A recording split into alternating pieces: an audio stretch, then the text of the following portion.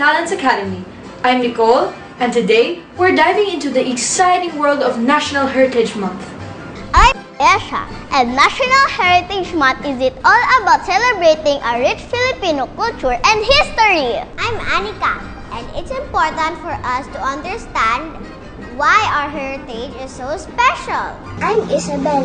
How we can observe this in meaningful ways. I'm Cara, and one way to observe National Heritage Month is by learning about our country's history and diverse culture that make up our identity. That's right, Cara. We can visit museums, read books, and even watch documentaries to learn more about our heritage. And I'm Madison. Whether it's attending traditional dance performances, joining cooking classes to learn how to make Filipino dishes, or even visiting historical landmarks, there are so many ways to celebrate our heritage. Exactly, Madison. We can also honor our heritage by sharing stories and tradition with our friends and family. From adobo to sinigang, There's a world of flavors to explore. Another way to observe National Heritage Month is by diving into Filipino literature. Pick up a book by a Filipino author and explore the rich storytelling that our culture has to offer. show your solidarity with the Filipino community by raising awareness about National Heritage Month. Spread the word among your friends and family and encourage them to join in the celebration. Explore Philippines' fascinating history by visiting museums and libraries. These institutions are filled with artifacts and documents that offer insights into our country's past. Support local artists who play a vital role in preserving our heritage. Whether you are buying handmade crafts or tradition instrument, your support helps ensure that these age-old traditions continue to thrive. Sharing our cultural heritage with others helps keep our traditions alive. By cherishing our history and cultural pride, we build a strong foundation for the future of our nation. Let's embrace the spirit of National Heritage Month.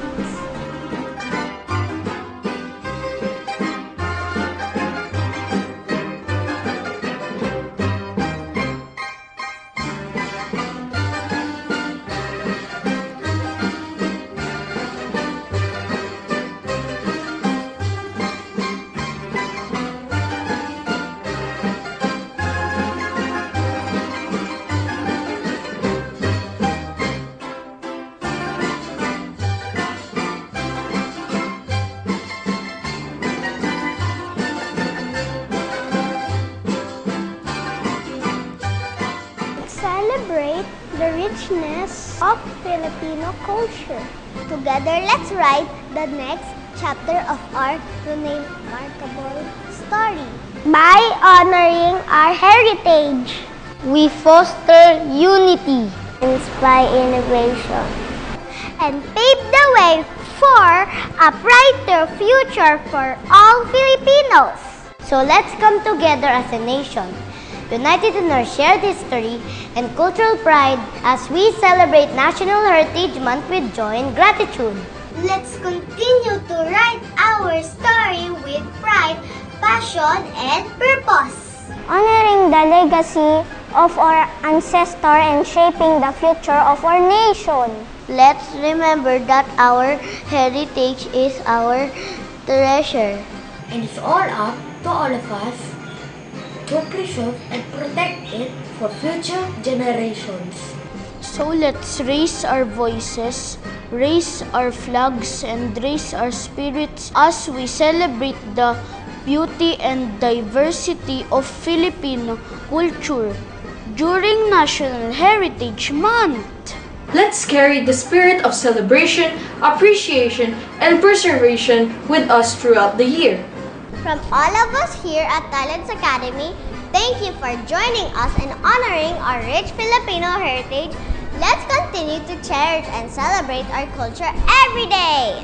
May the memories, the stories, and traditions feature inspire us to embrace our roots and forge a brighter future together. As we bid farewell to National Heritage Month, and let's remember that our heritage is not just something to be celebrated for a month. It's a part of who we are, woven in the fabric of our identity. Thank you for joining us on this journey of discovery and celebration. Let us continue to preserve this, cherish our Filipino heritage, keeping our culture alive for generations to come. From all of us here at Talents Academy, maraming salamat po sa inyong suporta. Happy National Heritage Month, and may the spirit of unity, pride and joy, appreciation continue to inspire us all. Mabuhay ang ating kultura! Mabuhay ang ating kultura! Mabuhay ang ating kultura! Mabuhay ang ating kultura! Mabuhay ang ating kultura! Mabuhay ang ating kultura! Mabuhay ang kultura! Mabuhay ang ating kultura! Mabuhay ang ating kultura! Mabuhay ang ating kultura! Mabuhay ang ating kultura!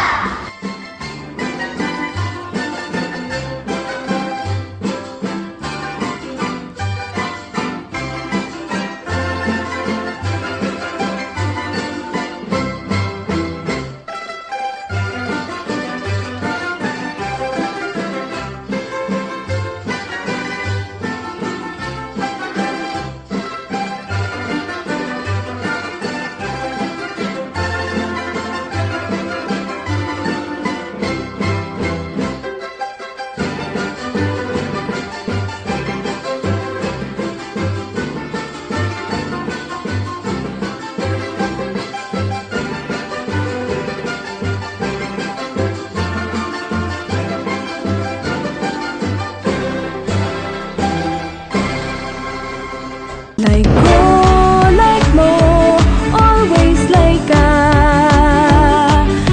Welcome everyone to Like Mo, Always Like Ka, the show where every story matters, where every journey is celebrated.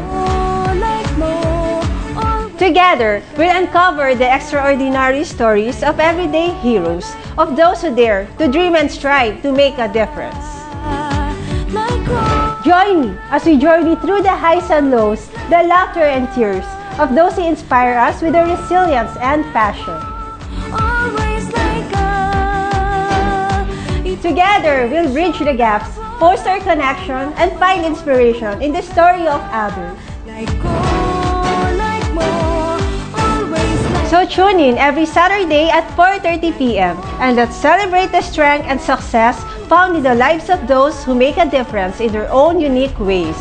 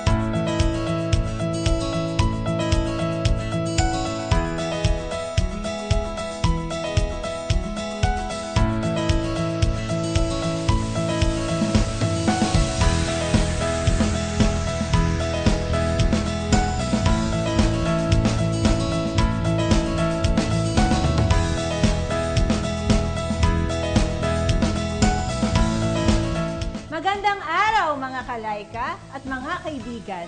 Kamusta kayong lahat? Welcome sa bagong episode ng Like Mo, Always Like Ka. Ako si Miss Laika and I'm thrilled to have you all here with us today. At syempre, may special tayong bisita ngayong episode. Let's give a warm welcome to the talented actress Jerby Patani Danyo. Oh my gosh. Hi, Miss Laika. Oh my gosh. Sobrang masaya po ako na nandito ako ngayon. Hi, mga ka-Laika! Hi, Miss Jerby. Kamusta ka? Well, ito okay naman. Masaya. Let's talk about your incredible journey. Isa kang kilalang artista sa industriya. Pero ang simula mo ay hindi tulad ng iba. Nakilala ka bilang yaya sa Survivor Philippines. So, paano? Nag-audition ako sa Survivor as yaya. Naging advantage sa akin nung time na yon na yaya ako kasi sa mga hindi nakakaalam, nung nag-audition po ako ng Survivor, ako lang yung natatangi, nag-iisa na yaya na nag-audition. So, wala akong kakompetensya. At before nung nagyaya ako, parang ang hirap iwanan nung trabaho na yon. Kasi yung pagiging yaya, sobrang minahal ko siya. Tapos, pinag-pray ko po yun kay Lord. Actually, napapanood kita nun as yaya. Pero may question ako, bakit Patani? Patani kasi, diba, dito po sa Maynila, yung patani talaga is gulay. Pero sa probinsya namin, yung patani, manok siya. Manok na maitim, pati yung laman niya, maitim din. Tapos sa family namin, like 13 kaming magkakapatid, ako lang po yung maitim. Before, yung pangalan ko talagang Patani, sobrang ayoko. Kasi every time na dumadaan ako or paparating ako, tapos yung anak ng kapitbahay namin, di ko makakalimutan, umiiyak. Tapos laging sinasabi ng nanay nila, tahan na anak, paparating na si Patani. So feeling ko, oh my gosh, bakit ginagawa akong pantakot ng mga anak nila? Pero nung nakuha nga ako sa Survivor at dinala ko yung pangalan na Patani, which is nickname ko talaga siya, naging proud ako dun sa Patani na yun. So parang lucky charm na rin yun, yung name na yun. Siguro, kasi mas madali siya matandaan. Saan probinsya po ba to? Yung itim yung manok? Itim Ano po, taga Cebu po ako, pero Camotes Island.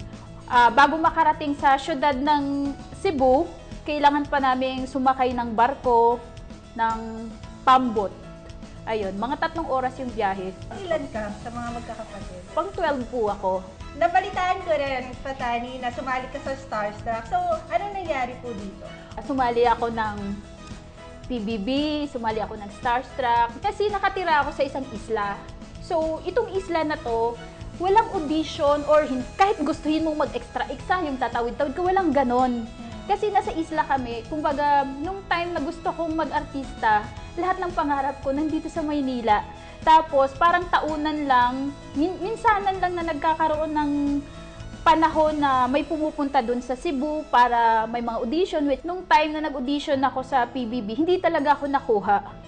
Syempre, gusto mag-artista, pumila ulit ako, nagbihis na ako ng damit, ligo ako ulit, di ako nakuha. Tapos, syempre, ako kasi yung klase ng tao na pag meron akong gusto, kagaya na gusto kong mag-artista or whatsoever, parang binibigyan ko ng chance yung sarili ko na gawin yung lahat ng alam mong paraan in a good way. Tapos, try ka lang ng try. Tapos, pag sa tingin mo nagawa mo na, tapos hindi mo pa rin siya nakuha, yun na yung tamang panahon na kailangan mo ng i-let go, hindi yun para sa'yo. So, nag-starstruck ako, hindi rin ako nakuha. Tapos, yun na nga, nag-survivor ako. Pag will talaga ni Lord, kahit sinasabi mo na top ka na or ayaw mo na, talagang magbabago eh. Pagdating ko po doon, nakikita ko yung sarili ko doon sa mga taong pumipila. Nung time na yon, bigla na lang pumasok sa isip ko na sa huling pagkakataon, bakit hindi ko bigyan ng pagkakataon yung sarili ko na gawin ulit to? Total, wala naman ding mawawala sa akin. Maraming level of audition to, nakuha ako. Ano naging inspiration mo? Kahirapan sa buhay. Pinaka-example ko is sarili ko, pamilya ko. Mahirap. Sino ang mga naging inspirasyon mo para magtagal ka dito sa industriya ng showbiz? Yung pamilya ko na nandyan, sumusuporta sa akin. Tsaka yung mga taong naniniwala at nagtitiwala sa akin na kaya ko pa. Inspirasyon ko talaga yung mga boss eh. Yung mga bossing ng production dyan. Kasi sa totoo lang, hindi ito real talk ha.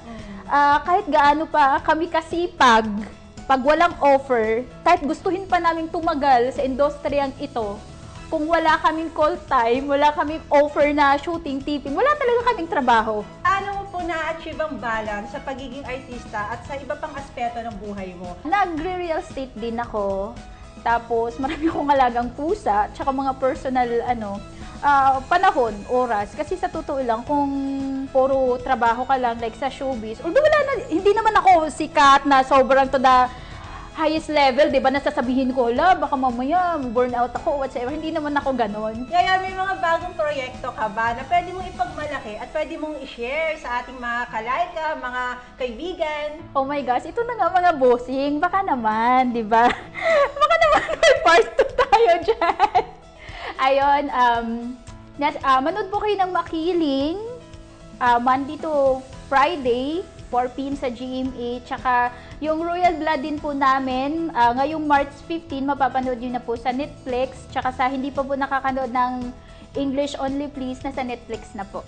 Miss Patani, meron ka bang gustong ibahagi sa mga payo sa mga gustong maging artista na kagaya mo? Tuloy nyo lang, mag-audition lang kayo. Kasi ang chance ko lang kasi nung time na yun is mag-audition eh. Meron ka bang gustong i-promote or final message para sa ating mga kalayka, mga kaibigan? Ang challenge talaga ng buhay natin, pero sana laban lang tayo ng laban, walang sukuan. Maraming salamat, Miss Patani, sa pagbisita dito sa Like Mo, Always Laika. So mga kalayka, mga kaibigan, remember, the show where every story matters, where every journey is celebrated. Join us again next time. Goodbye, mga kalayka!